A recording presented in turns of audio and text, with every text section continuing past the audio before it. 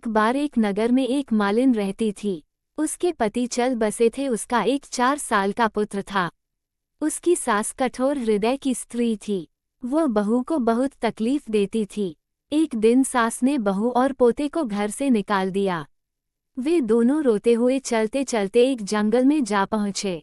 वहाँ एक बड़े पेड़ के नीचे बैठ गए। वहाँ से थोड़ी दूर पर एक राधा कृष्ण जी का मंदिर था। वहाँ बहुत लोग राधा कृष्ण जी के दर्शन करने आते थे। दर्शन करके राधा कृष्ण जी को प्रसाद चढ़ाते थे। फिर वह प्रसाद सबको बांट देते थे। इस प्रसाद से माँ बेटे का गुजारा होने लगा। दोनों राधा कृष्ण जी की पूजा पाठ में लग गए। एक दिन उन्होंने सोचा क्यों न हम भी जंगल से फूल लाकर बेचें। वे रोज जंगल से फूल लाकर उसकी माला बनाकर बेचने लगे। साथ में पूजा की सामग्री और प्रसाद भी बेचने लगे। इससे उनको आमदनी होने लगी।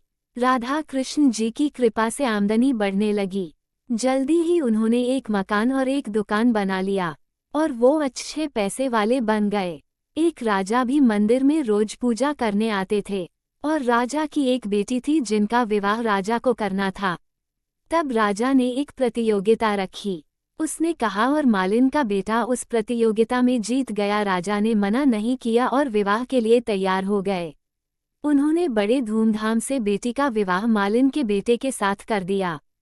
मालिन ने सबसे पहले बेटे बहू को राधा कृष्ण जी के मंदिर में ले जाकर पूजा पाठ करवाया और राधा कृष्ण जी का आशीर्वाद दिलवाया। इसके बाद पूरे नगर में यह बात फैल गई कि राधा कृष्ण जी की पूजा करने से सब दुख कष्ट दूर हो जाते हैं।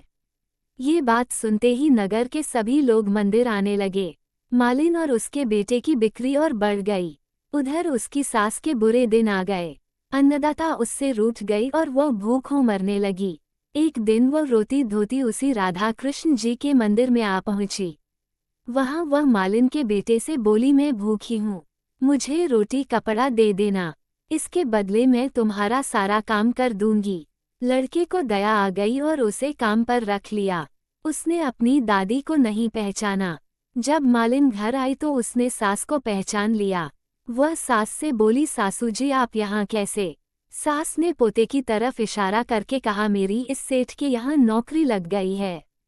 बहू बोली, यह आपका पोता है और यह घर भी आपका ही है, ये दुकान भी आपकी ही है। जब आपने हमें घर से निकाला तब राधा कृष्ण जी ने हमारी रक्षा की। बहू की बात सुनकर सास बोली, मेरी करनी मैंने भोग ली। बहू बोली, सासू जी अब आप हमारे यहाँ रहो और पोते का सुख देखो। हे राधा कृष्ण जी महाराज, जैसा सुख आपने मालिन को दिया वैसा ही सुख सबको देना। मित्रों, आपको ये कहानी कैसे लगी कमेंट करके जरूर बताएं। राधे राधे।